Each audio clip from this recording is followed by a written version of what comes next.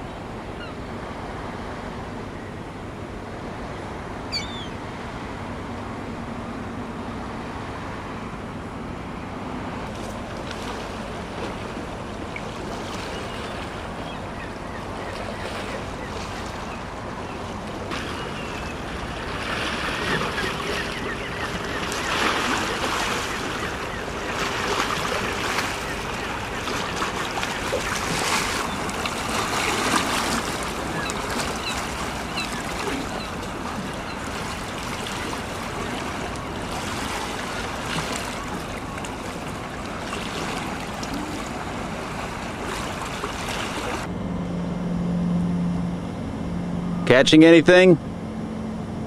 Nothing yet. What do you think you'll catch? I got a brown trout yesterday and 2 salmon, so hopefully the same. Maybe a rainbow. Rainbow trout? Yep. I gotta get the bait fish first though.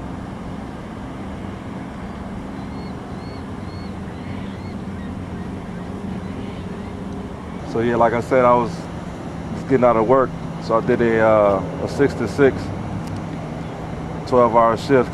So just trying to get some fishing in before I go to sleep. How long will you fish? Maybe 2 hours. And then you go to bed. Yeah, then I'm going to sleep. Will you sleep a little better if you catch something? Hopefully.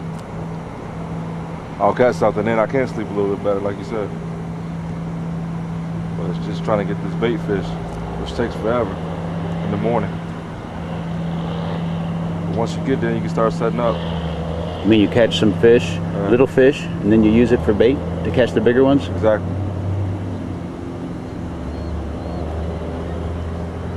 Bueno, buena suerte. Good luck. Thanks, man.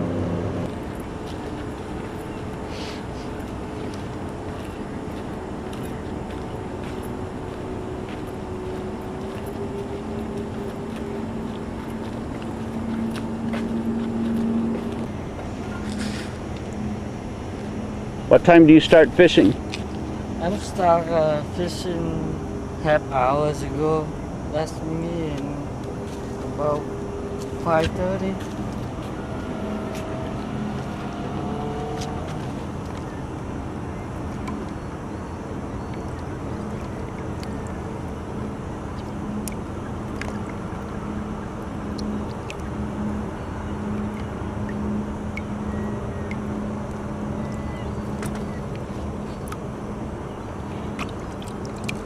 Where are you from? I'm from Vietnam. Oh, that's what I thought.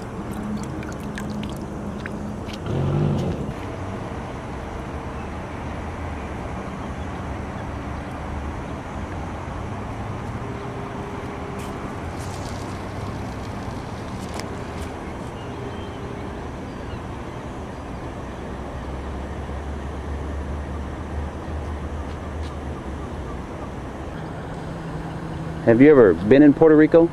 I was in Puerto Rico when I was 5 years old. And so, did you live there till you were 5? I left. You left when you were 5? Yeah, my father went and kidnapped me and brought me back to the United States. Your father kidnapped you? You mean legally? Because at the time the law was not changed to what it is now. It was my father put a knife like that. Boom! I want my son back in the United States. Was he living here and he Yes, came, sir. and then he went to Puerto Rico and got you? Got me. You know why? Because mama turned around and got a little fight. Right? And guess what happened? He came out of the Navy. He worked for the Admirals, right? The Great Lakes. Very important man. Right? He was a chef of the chefs. He only cooked for the top dogs, not for the masses. You've been a pirate. Have you ever been shot at with a cannon on the high seas? Never. What are you able to do as a giant that you couldn't do otherwise? Well, I can do really cool karate kicks that actually look awesome. Nobody cares about my karate kicks when I'm short. And by the way, my favorite costume is a bat. Murciélago. Sí, murciélago. It has big feathery mane and these nice ears that come up and a nose that I put on, and I wear all this makeup, and so they can't see me. They see, maybe it's a kitty cat, they say, and I'm like, no. And I pull my wings out, and it's a big wingspan. It's so much fun because I can be expressive with the more arm and leg I have, the more expressive I can be with my bat dance. Do you like painting yourself up? I do. It's the only time I wear makeup. The only time. Girls, don't bother unless you can do the face paint. Don't bother. How many pairs of zapatos do you have? I mean, total. Estos zapatos? De gigante o lo que tenga. De gigante, uno. Está bien. Regular shoes, maybe 7 pairs. Okay. But sometimes people say, you should put shoes on your, I call my stilts my high heels when I'm here. They're really my only pair of high heels. The ones, again, girls, the heels you wear for the boys, bad for your feet. I know what I'm talking about. Wear these. How long can a giant walk around? And still have fun? Yeah. 3 hours. 3 horas. See, at one time, yeah.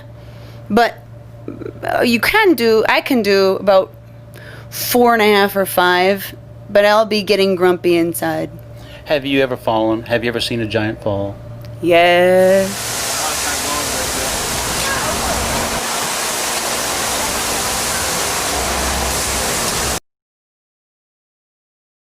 I was born in Texas, grew up in Alabama, and I've lived all over the world. I've lived in New York City, Los Angeles, California, Miami.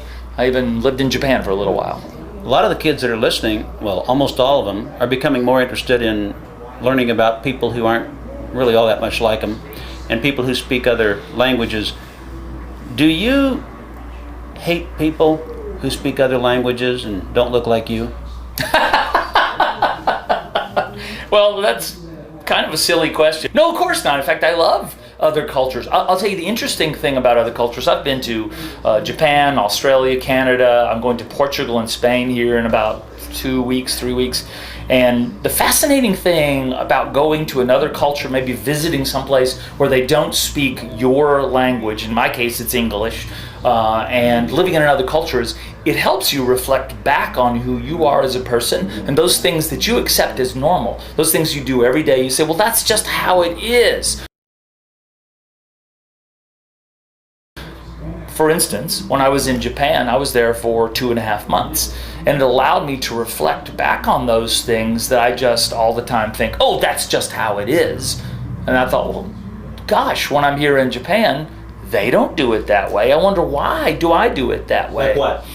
Oh, a very simple example would be the Japanese don't use metal utensils as often. They use chopsticks. So I got really used to using chopsticks over the course of a couple of months, and I realized that when we eat with metal utensils, we taste the metal every time. Because when you stop using metal utensils and you don't use them at all, you're either using ceramic, glass, or chopsticks. The second you go back to using a metal spoon or fork, You taste it. You taste it, yeah. So I would never have thought Oh, I taste the metal every time I eat with a metal spoon or a fork, but it is true.